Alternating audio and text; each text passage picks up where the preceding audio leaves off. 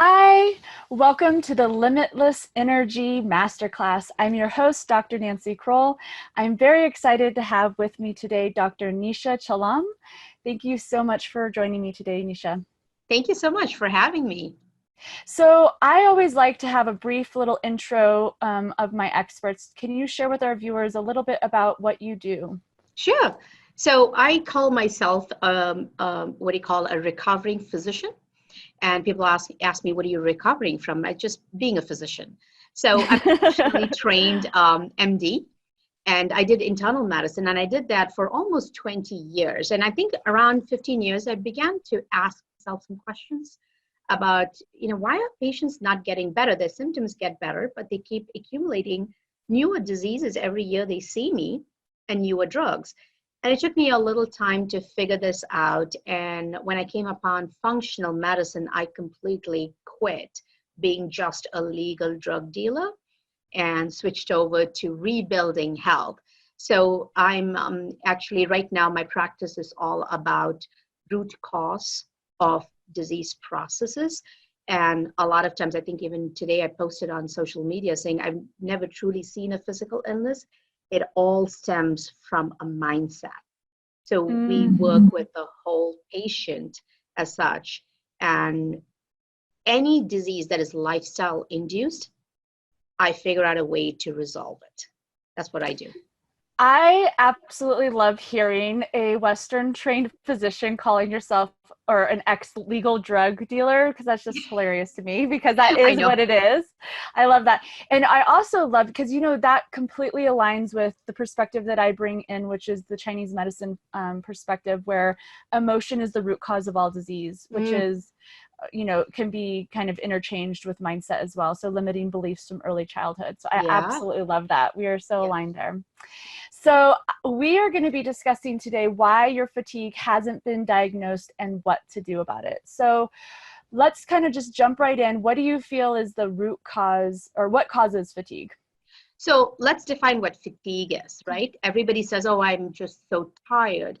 Tiredness has a reason. Like you've been up 3 days in a row to finish a project. You haven't slept. You haven't really eaten. You haven't nourished yourself. You haven't rested for a moment because you just had to get that out. And then you're tired. You just have a shower. You sleep for about 12, 13 hours, but you wake up refreshed. That's tiredness. Fatigue is something where there's no reason for you to feel drained. And despite sleeping, you still wake up like you just ran a marathon. So that is the fatigue. And there are a multitude of reasons. Fatigue is a common symptom of several chronic conditions. And I will say a lot of times fatigue stems from not only the mind being tired, like it's racing, constantly stressed. That's one. And there are hormonal imbalances that cause fatigue, but a lot of times the underlying cause of fatigue is inflammation.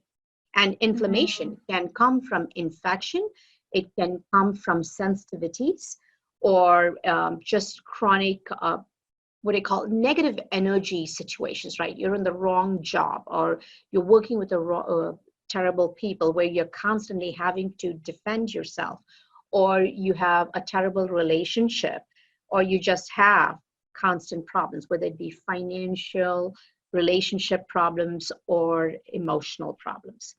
All of those cause fatigue because you just are not, there's no rest for the mind. Yeah, do you mind sharing, someone might not understand maybe the mechanism of inflammation and cortisol and how that would create fatigue. Do you mind sharing just a little bit more Sure, about that? sure. So when you look at, first of all, to understand what inflammation looks like, when you have a cut, automatically that area turns red, swollen, and painful. Imagine having 1,000 cuts inside your body. You don't see it outside, but inside, it does not necessarily manifest as pain, but people have different, I would say, like symptoms. Could be a bloating sensation in your stomach, or it could be like a brain fog. I had a great memory as a teenager, in my 20s, but like in my 30s, I don't have a great memory. That's another way. Pain can be a part, like joint pains can be a part of inflammation. But if you look at any disease process, it doesn't matter whether it's diabetes, heart disease, cancer, arthritis, underlying result of whatever is the cause is inflammation. So the body is constantly swollen, red, and painful inside, something that you cannot see, and it manifests itself as a disease process. So what happens is when you have this degree of inflammation, the body's under stress, and the body interprets it as something is attacking me and I need to be on alert.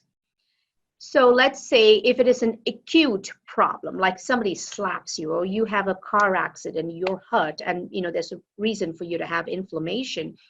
You have the adrenaline, which is a hormone produced by small little glands that sit on top of the kidneys. Now, that is immediate, like it gives you that protection mechanism. Your heart is beating fast, so the blood is pumping fast. Your eyes dilate, so you get to see more, like you can see periphery vision, everything gets better. Your body is on alert.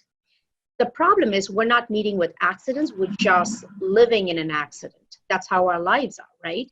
And at some point, the adrenaline comes down and it sends its long-term cousin that can keep it on a steady state, the cortisol.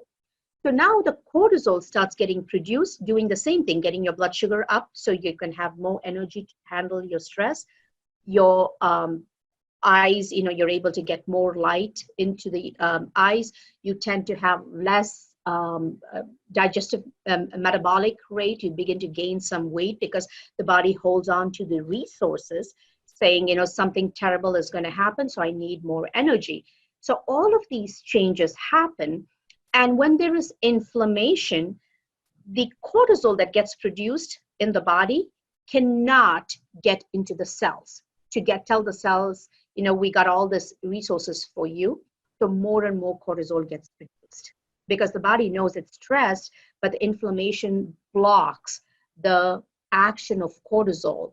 So this is why in colloquial terms, in the alternative medical world, they call it adrenal fatigue. Your adrenals don't fatigue, it's just they can't reach the cells because there's a lot of inflammation that's ongoing from the stress. Mm-hmm. Yeah. And so why do you feel like it's hard for people to identify the root cause of fatigue? So a lot of times it's, I will start with how you have an encounter with your physician. And this is something I really educate my patients to do. Don't walk into your doctor's office like your doctor is your friend. It's a partnership, right? Don't go there and say, I don't know what's happening with me. I just don't feel well. I don't know what's wrong. Every one of us has an intuitive voice and you know exactly what's wrong. I cannot tell you the number of times when I did traditional medicine, because I have that 15 minutes and I got to get to the root point of it. I didn't realize how many women lived in unhappy marriages. It's when I became a functional medical doctor and I'm spending the time, I begin to realize how much of stress that relationship brings into their lives. So when you walk in and say, I don't know what's wrong, I just feel tired. Maybe I need a B12. The way they talk, it's almost like they discount their own symptom. You need to walk in and say, this is how I used to be. I used to wake up at 5 without an alarm. I can get ready. I can take care of my kids. I go to work. I come back. I'm able to cook, finish my laundry, sit down and do homework with my kids. Right now, I come back for the last 2 months.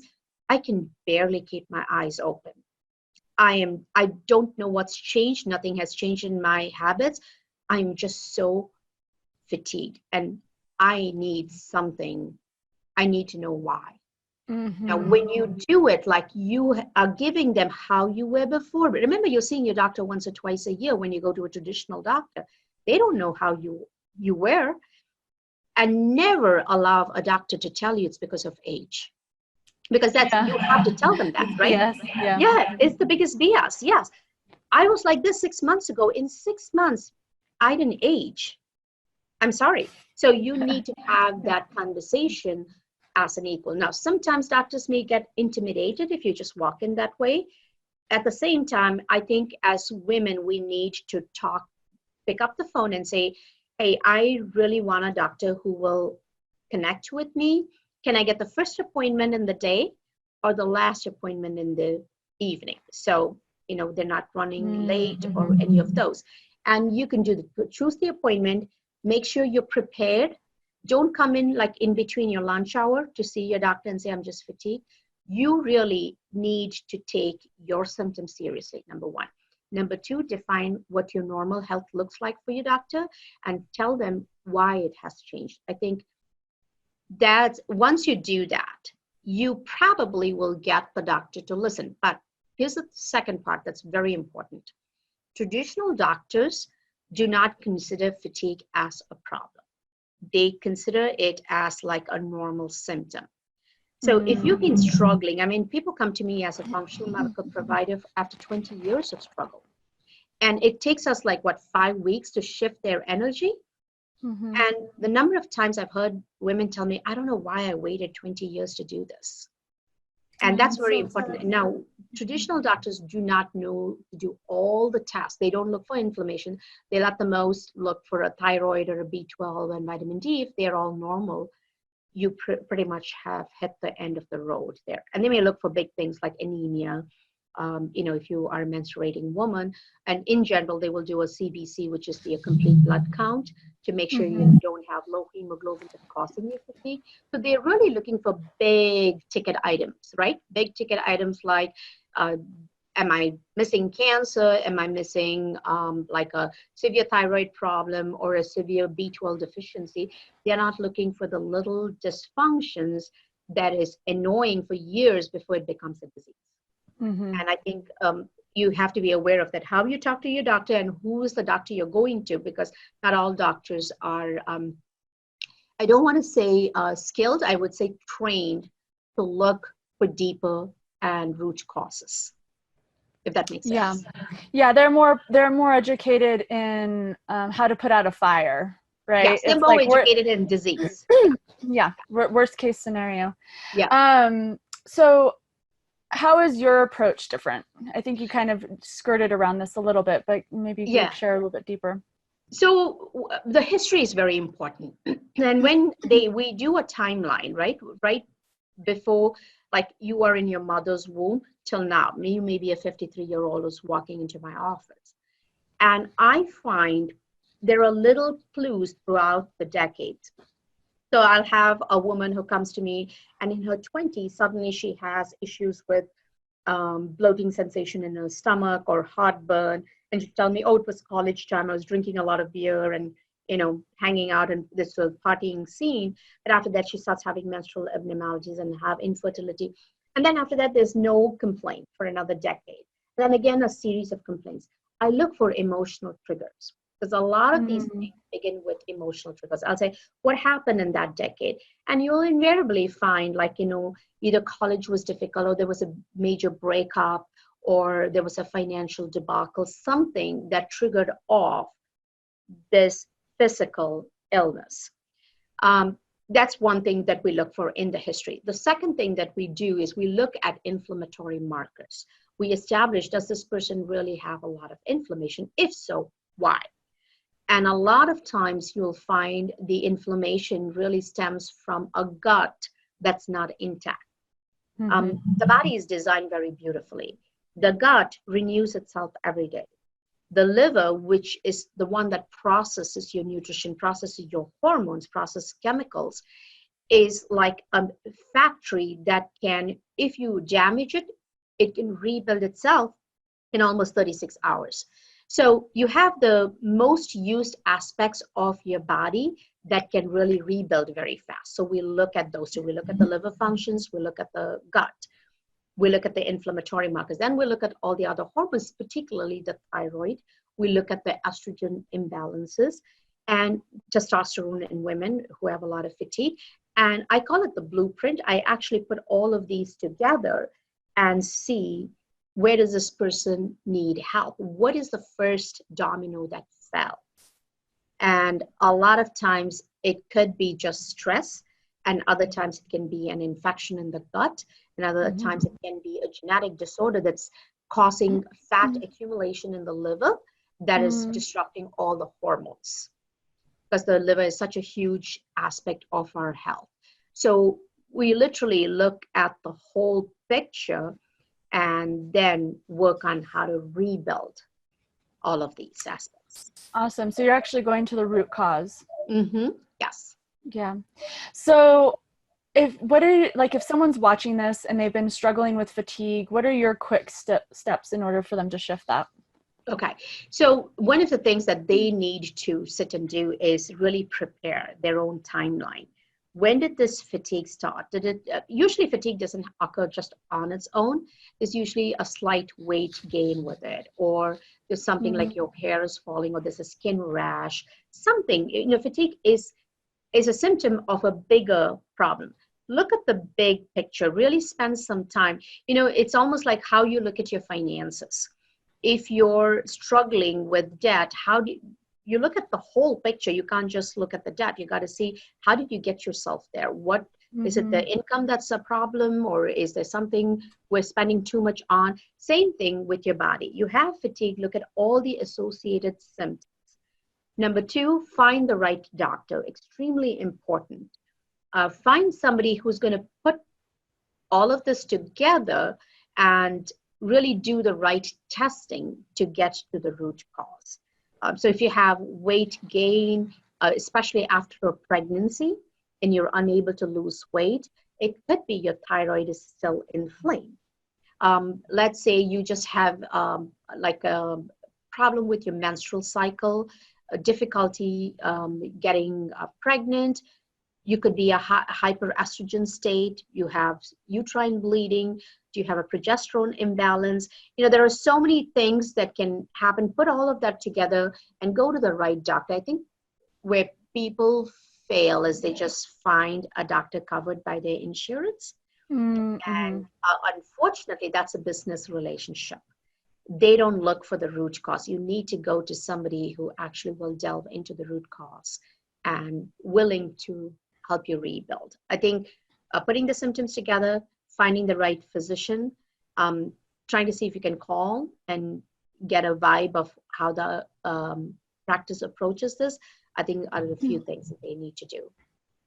I love what you're sharing about really us taking ownership over our own health, because I think it's really easy within the medical industry to put it outside of us, like we don't know enough, or just trusting someone else's interpretation of what's happening in our own body over ourselves. And I think historically this has been an issue for women, because we have been told over centuries, I think, I don't remember in what era, like if women had anxiety or something, they were just told they were in hysteria or something like this. And so I think there's been this long history of women really just being told that whatever they're experiencing is not real, and therefore women have probably silenced themselves or not spoken up when they really needed to. And so I love the stand that you're taking, that we get to take ownership over our own bodies. If we're not finding that our practitioner is listening, we get to find a practitioner that does. Absolutely. And that is willing to spend the time to kind of uncover what is the root cause. Actually work with you. Exactly. So I always say this, I think the doctor knows more about the disease than you do, but you know more about your health than they do. And I think we confuse the two. I think insurance has always covered and will always cover disease. I would say it's really designed to cover catastrophic problems, medical problems. It's nowhere in the insurance is it written that we are here to promote your health, because if they were there to promote your health, they would pay for your personal trainer. They will pay for your organic food. They will pay for your, some of them do pay for your supplements if you have a HSA, but they will pay for things that promote health. They literally are designed so that if you get admitted with a cancer or a stroke, your insurance will somewhat ensure that you will not go bankrupt, but you still will be stuck with medical bills. So the whole goal of health creation is very different.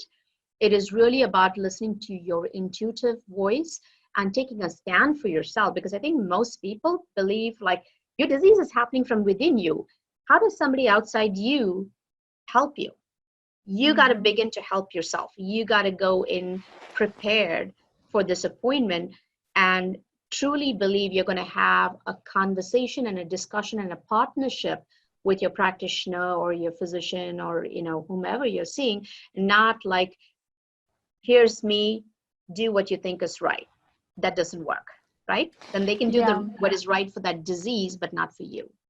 Yeah, and something that we were talking about before I started recording was this idea, or it's not an idea, of like not waiting till the shit hits the fan, essentially, before we actually reach out for support, you know, actually investing in our health when we start to feel a little bit off, because those symptoms are your body's way of communicating that something needs to change. Right. I mean, I cannot tell you the number of times women say, when I ask them what's wrong with our healthcare system, they'll say nobody thinks about prevention. Prevention begins with you. When you ignore the first heartburn, you ignore your constipation, you ignore your migraine headaches, and then walk around saying it runs in my family. I did that. I did that for almost 20 years. I said everybody in my family has migraine headaches till I found functional medicine. I was working on some other aspect of my health, which was Hashimoto's. And suddenly, something that I had for 22 years, I've never had a migraine in almost a decade. And my family still struggles with it because I got to the root cause, right? So I think we need to stop giving ourselves excuses and putting up with inconvenient symptoms or symptoms that are not, like I call them the whispers of the body. We all seem to be wired to respond to screams. Like a cancer, you would jump up and down and say, just cut it out of me. But when you have heartburn, you wait till your annual physical, you wait till the doctor says, oh yeah, you can take something to cut out your acid. Like you have, it's almost like you have nothing to do with your heartburn. You have everything to do with your heartburn. How many cups of coffee are you drinking? What is shifted in what you're eating? What is the stress level? You're not addressing any of that, right? So I think we need to be aware with the simplest symptoms as let me look at it and figure out what am I doing, what has changed, and what should I be doing. Yeah, I love that. Absolutely love that. So one thing that I'd love for you to share with our viewers, because you are running a thriving business, and I've been asking all of the experts, what do you do right now to keep your body in balance on a regular basis? So this is a confession. I hate exercising and I love food. That's not a good combination, right? So one of the things I do, because I hate exercising so much, is I actually hire a trainer. And I've hired the kind of trainer where I'm not just going to the gym and part of a group. I actually do one-on-one training. And I've told him that, like, you know, you give me a way out and I'll take a way out. If you tell me, oh, today is a bad day, do you want to just reschedule? I'll be the first one to say, oh, yeah, let's reschedule. So we have that pact. I actually have told my trainer my weaknesses, so I show up those 2 days. And then he gives me a routine for 2 days of the week. And I've chosen, like, I figured out, like even with my patients, I have a few of my patients who hate exercising. They're a part of a dance group. So it doesn't have to be exercise, doing dance, whatever you love. So that's a must for me. Like I wake up in the morning at around 4:30. And truthfully, when I first started this process, from 4:30 to almost 5:45, I'm negotiating with myself about going to the gym. And the gym is really next door. And I do walk to the gym and I get that done. As far as the food goes, because I have learned so much about the food in, you know, our food chain, I should say, like a lot of the processed foods, I've actually created a practice where we cook. In our practice, we cook lunch for our patients, so they can join us on Monday. So for me, my patients keep me healthy. If I am preaching something, I better practice it. So I do. I think that's how I built it into it. And food is very important for me. And I've learned the healthy food actually feeds into my energy. And the minute I go to a food-like product that just gives, you know, food can be entertainment, nutrition, or addiction. And, you know, the entertaining foods are like the ones that we could grab, go, have fun. And they should be once in a while. In fact, I don't think I do too many entertaining foods till I travel. So when I'm at home, pretty much, I've learned quick ways to hack into my cooking aspect. And today we have a lot of these online products that we like. Daily Harvest is one. I don't get paid by them, by the way, but Daily Harvest is one that I have as a backup. Mm-hmm. Just have to add hot water and cook it, and it's all ready. So I plan for my food for the week, and I plan my exercise routine. I plan my journaling. That's a huge part of my well-being. Because we all have negative thoughts. I actually put them down on paper, and I'm talking to the paper and negotiating like the paper is my friend. How do I get myself out of that negative mode? Mm-hmm. So the rest of the week actually works out well. That's powerful. So thank you for sharing that, because that's always really interesting. I mean, I love hearing what people are doing. And it's always empowering for others to hear, like, what are the thought leaders and the health experts doing to actually keep themselves from not, falling to the wayside Right. from health issues. It's hard. This is hard work. I mean, you have to consciously do a lot of these things. And I don't believe there's balance in life. There are only priorities, right? This health has to be your priority. Wealth is always our priority. Everybody is struggling to make money. But without that health, all that money that you make is useless, because I see it happen, right? People after 65, they're retiring, they get diagnosed for the very first time with a cancer, a terminal cancer. We always think we have time, but like we've learned in our, we have leadership training, is life is now. So what you're doing, prioritize, and what is important, go for it. But it doesn't mean you leave the three things that are important: relationships, health, and wealth. And you have to prioritize. And some days you prioritize health more than wealth. Other days you prioritize relationship more than health. It just happens, and accept it that way. But take control and prioritize. I love that. So you have a free gift for our viewers. Can you share with them what that is?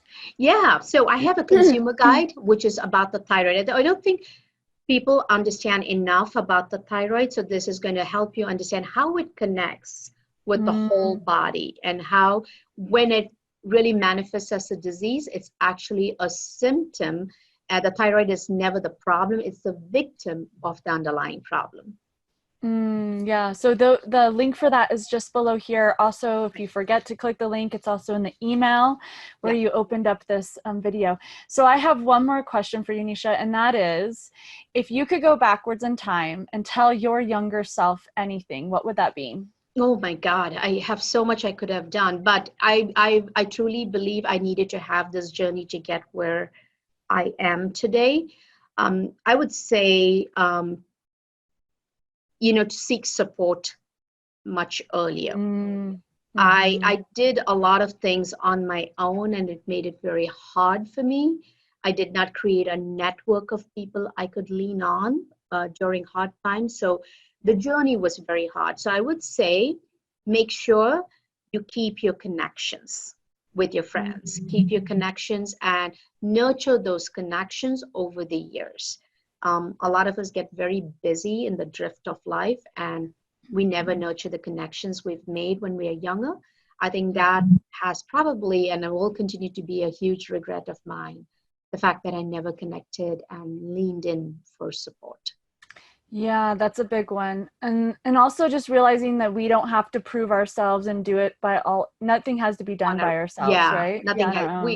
We're not lone rangers as human beings. We live in a community, and just create that community that is going to support you, that inspires you, and don't hang around with people who inspire you. I love that. That's awesome. Well, thank you so much for taking the time this morning and sharing all of your wisdom with me and our viewers. And I want to thank all of you for joining me today. Make sure you check your inbox tomorrow for the next interview. Bye. Thank you so much. Bye-bye.